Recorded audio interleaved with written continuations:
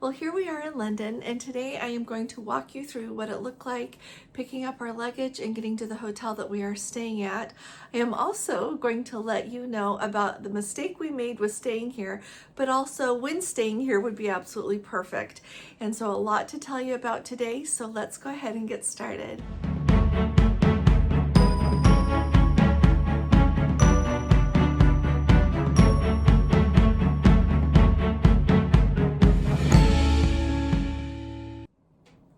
Hi there, this is Allison with Let's Go Travel Tips.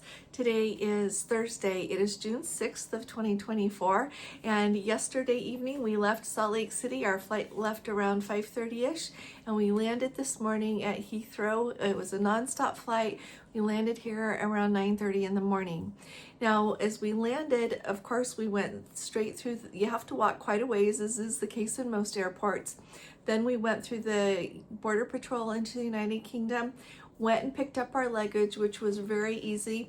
When you get here to Heathrow, it's very easy. At each of the baggage claim carousels, they've got a screen that will list which flights are right there, you know, where the flights have come from, the flight number, so you know where to be picking up your luggage.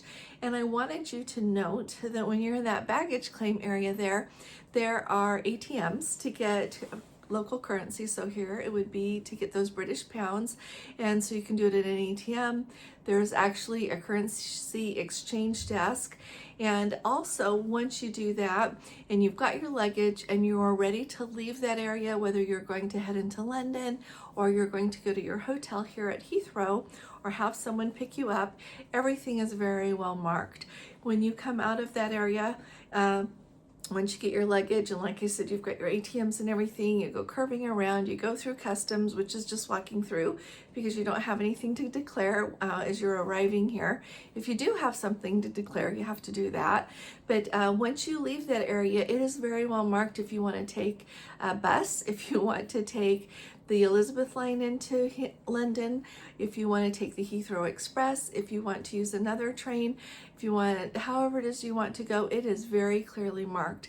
And there are also lots of people that it's their job to be around, and they are happy to answer any questions that you've got.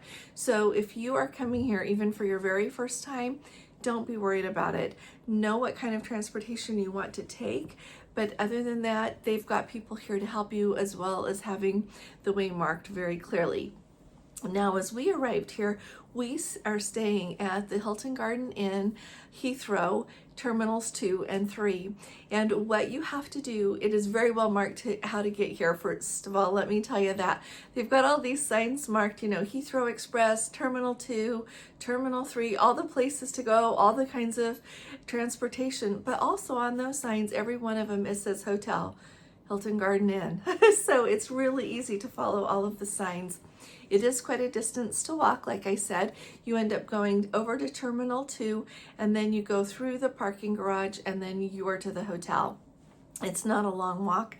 In the parking garage, it is also very well marked. It tells you to go out that door, and then you know those big pillars that are in parking garages along the crosswalk, they are marked Hilton Garden Inn, Hilton Garden Inn. So you know you're going the right way. Plus across that area, you can see the sign for the hotel.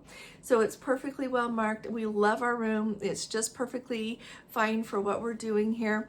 We arrived here probably about 10:30ish, and they already had a room ready for us. We didn't even have to have them hold our luggage. If you do this and they don't have a room for you, they'll hold your luggage for you without an extra charge. It's no problem. So by the time it was about 11 o'clock, we were ready to head into town. And we're going to have another video that is kind of a vlog of what we did today. Gordon's got to spend some time putting that footage together, and I'll tell you about it. But what I want you to know is really important about where you're going to stay in London and whether or not you should stay here at this hotel based on what you're going to do. So first of all, like I said, this is a fine hotel. I did a little room tour here for you. We'll put it at the end of this video so that you can take a look at the whole room. But what I want you to keep in mind is really honestly looking at a couple of factors. Number one is how much it really costs to go back and forth between Heathrow and into London and then back out again to go to do your sightseeing, and also the time that it takes to do that. So first of all, to take the Heathrow Express round trip, into London and then back out again is around 75 pounds for 2 people. And so clearly around $37 per person to do that in a day.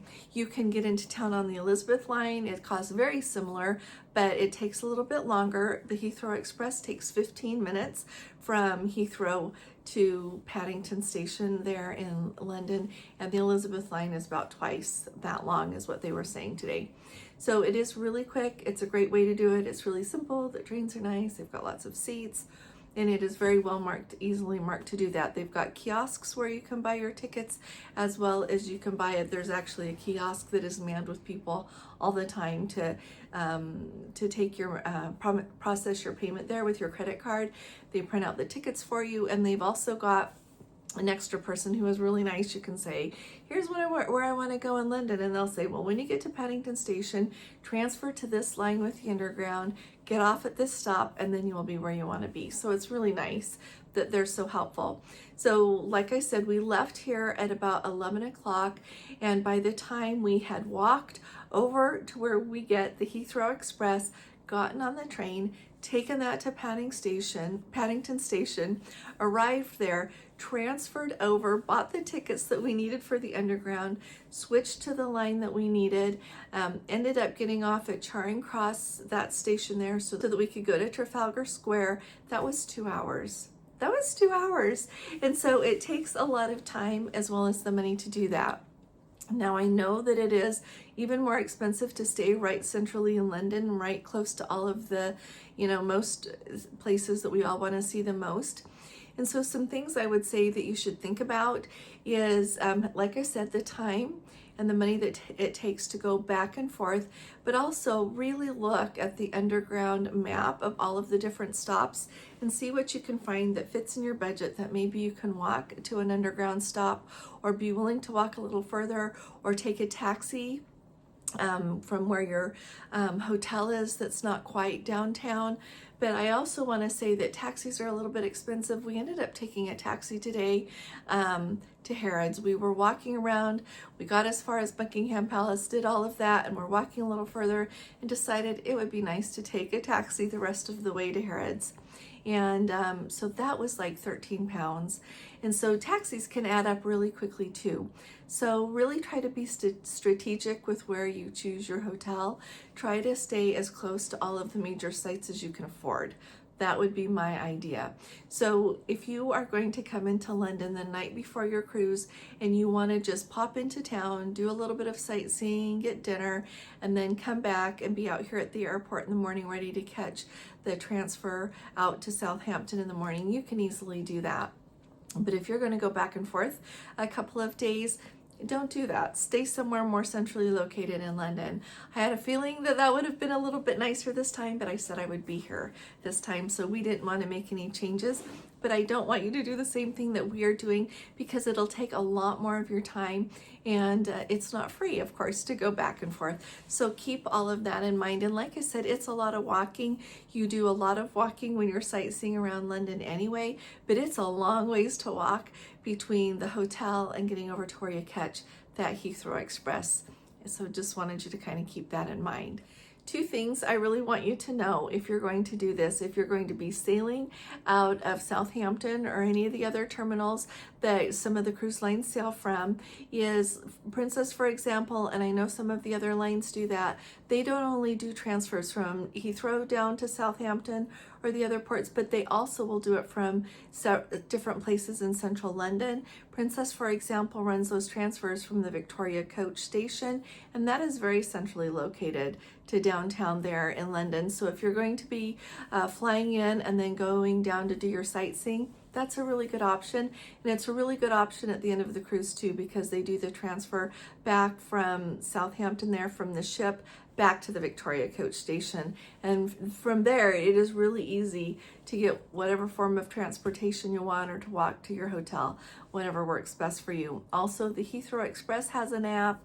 The London Underground has an app. There are a lot of apps that make travel much smoother because it's really easy to check on what time the trains are going to come, just everything that you need to know about that. So I thought I would put that on your radar. Another thing I do want to add is at the very end of our trip here, after we go on the cruise and after we do our driving around England fun time, we are going to be returning our car here to Heathrow and flying out the next morning. So we're going to stay at this hotel again. And I want to point out that since it's such a good hotel, we are going to stay here again at the end, but we won't be coming here.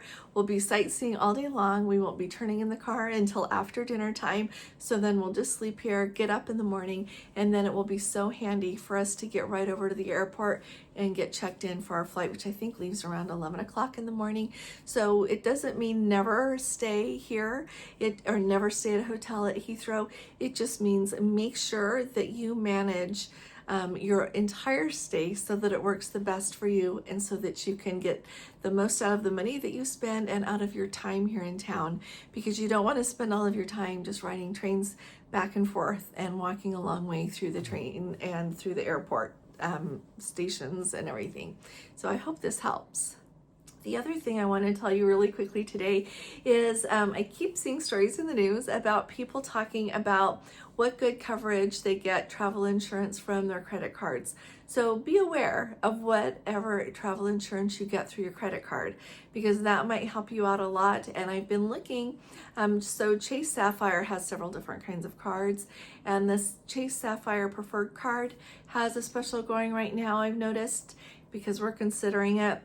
Yeah, the annual fee is $95, but usually they have it so you get 40,000 points if you spend $4,000 in the first 3 months of having the card.